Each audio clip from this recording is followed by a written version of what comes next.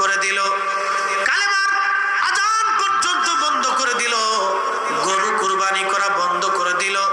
সম্রাট আকবর নতুন একটা ধর্ম চালাইলো, ধর্মের নাম দ্বীন ইলাহি। এই নতুন ধর্মের কালেমা লা ইলাহা ইল্লাল্লাহ, আকবরু খলিফাতুল্লাহ। সম্রাট আকবর বলল কোন মুসলমান আইন এই উপমহাদেশে চলবে না, এখন দ্বীন ইলাহি চলবে। প্রতিবাদ করার মতো কারো শক্তি সেই দিন নাই। এত বড় মোগল বাদশাহ, তার বিরুদ্ধে কে প্রতিবাদ করবে? বিরাট বড় তার সেনাবাহিনী, লক্ষ লক্ষ তার সৈন্য, প্রতিবাদ করলেই তার মাথা কাটা যাবে। কিন্তু ওই জমানাতে আল্লাহ একজন মুজাদ্দিদকে পাঠাইলেন এই জমিনে কালেমার দ্বীন সংস্কার করার জন্য। সুন্নি মুসলমান, সুন্নিয়ত আমাদের দেয়া হয় নাই, সুন্নিয়ত পেয়েছে আল্লাহর ওলিদের মাধ্যমে। কথা বলেন ঠিক না বেঠে?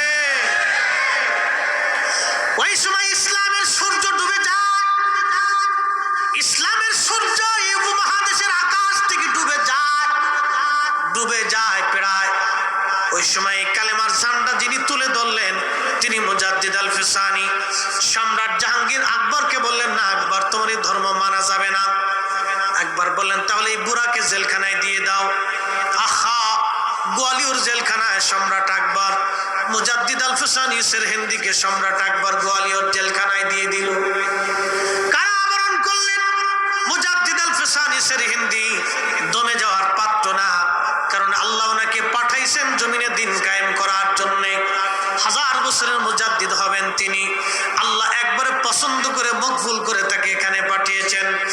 ওনার পীর ও মুর্শিদ ছিলেন খাজা বাকি বিল্লাহ রহমাতুল্লাহ আলাইহি।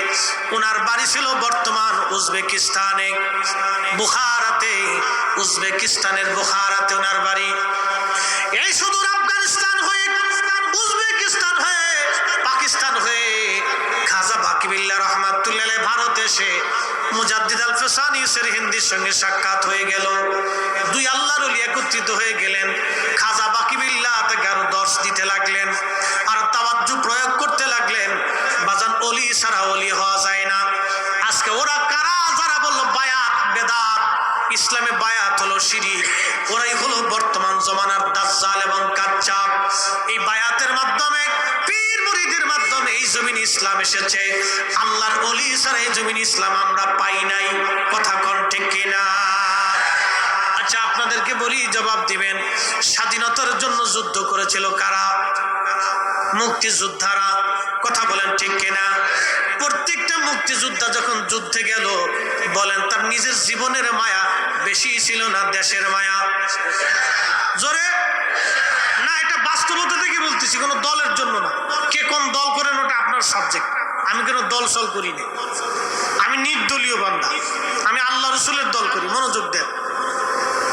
দুনিয়াবি রাজনীতি কোন দল আপনি করেন আমি জানি না, মনোযোগ দিন। আমি দলের জন্য প্রেক্ষাপটে বলতেছি না, সরকার ক্ষমতায় সেজন্য বলতেছি না, আমি নিরপেক্ষ দৃষ্টিতে বলতেছি। ওই সময় মুক্তিযোদ্ধা যিনি অস্ত্র নিয়ে শত্রুর সামনে যখন যুদ্ধ করেছিল, এই যুদ্ধটা কি নিজের জীবনের জন্য না দেশের জন্য? তখন দেশের মায়া বেশি না জীবনের মায়া বেশি? জীবনের মায়া যারা করছিল তারা পলাইছিল, দেশের মায়া যারা করেছিল তারা যুদ্ধ করেছিল। কি কথা মিথ্যা বললাম? তারা যুদ্ধ করেছিল।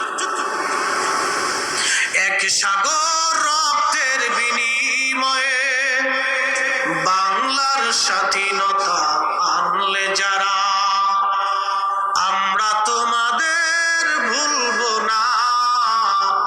কি কথা বলেন ঠিক কিনা? দোয়া করে যাব। কি করব? দোয়া করে যাব। সারা বছর পরে একদিন ভুল ছিটিয়া কি লাভ হবে যদি দোয়া না করি?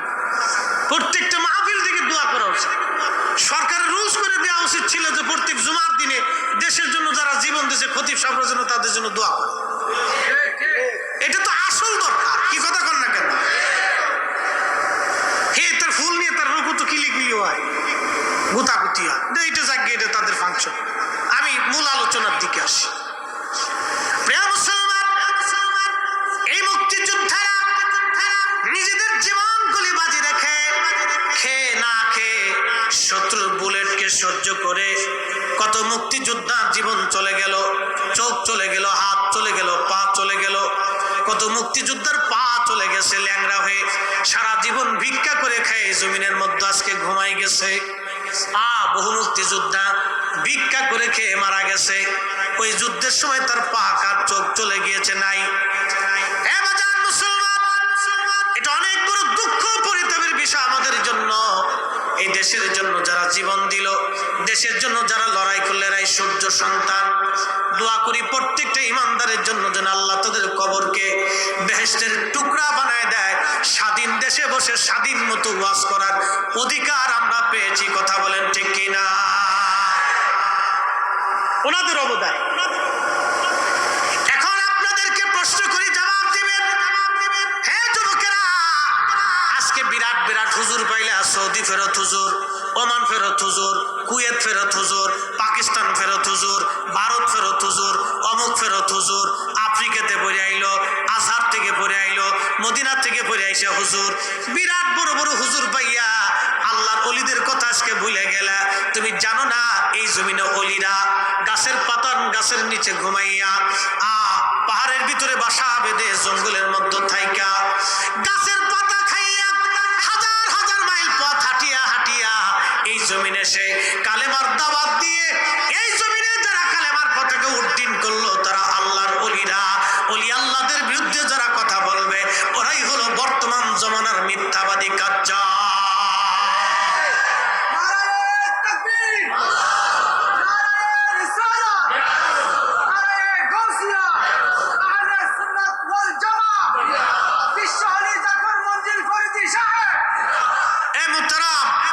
উপস্থিতি আমার দিকে তাকাবে। কথা কি আমি খারাপ বলছি? রং বলেছি? আজকে আপনারা মঞ্চ তৈরি করেছেন, আমরা ওয়াজ করে যাচ্ছি। এই মঞ্চ তৈরি ছিল না। এই মঞ্চ তৈরি করার জন্য আল্লাহর ওলিরা হাজার হাজার মাইল পথ হেঁটেছে, জঙ্গলে বাসা বেঁধেছে, গাছের পাতা খেয়েছে, না খেয়ে থেকেছে, বছরের পর বছর জঙ্গলের মধ্যে বাসা বেঁধে কালেমার দাওয়াত দিয়েছে। তাদের বিরুদ্ধে যারা কথা বলবে, তাদের মাসলাক ও সিলসিলার বিরুদ্ধে যারা কথা বলবে, ওরাই হলো আজাজিলের দালাল, ইহুদিদের দালাল। কথা বলেন ঠিক না? দেশে কাজ্জাবর ভণ্ডর বেদিনে ভরে গেছে, অকৃতজ্ঞ নিমক হারামে দেশ ভরে গেছে। হ্যাঁ মুসলমান, কক্সবাজারবাসী সেই দিন আকবর জারি করলো ইসলামের সূর্য ডুবে যায়, ইসলামের সূর্য ডুবে যায়। ওই সময় যদি মুজাদ্দিদ আল ফিসানি না আসতেন, এই উপমহাদেশের মধ্যে কালেমা কি জিনিস মুসলমান জানতো না। এই অবস্থা হয়ে গেল। কুরবানি বন্ধ, মসজিদে তালা, মাদ্রাসায় আজান নামাজ বন্ধ, কোরআন শিক্ষা বন্ধ, হাদিসের শিক্ষা বন্ধ, মসজিদে আজান পর্যন্ত বন্ধ করে দেওয়া হলো। এই ভারতীয় উপমহাদেশে কোনো মসজিদে আজান দেওয়া হয় না। মসজিদে আজান দেওয়া পর্যন্ত বন্ধ হয়ে গেল। সম্রাট আকবর রুল জারি করলো, কোনো মসজিদে আজান হবে না। দিনের ঝান্ডা নিয়ে আল্লাহর একজন ওলি মুজাদ্দিদ আল ফিসানি। হে যুবকেরা, তোমরা এই মহান বীরের ইতিহাস জানো না? ও বাংলার মুসলমান, তোমরা আজকে ওই কোথা থেকে, সৌদি আরব থেকে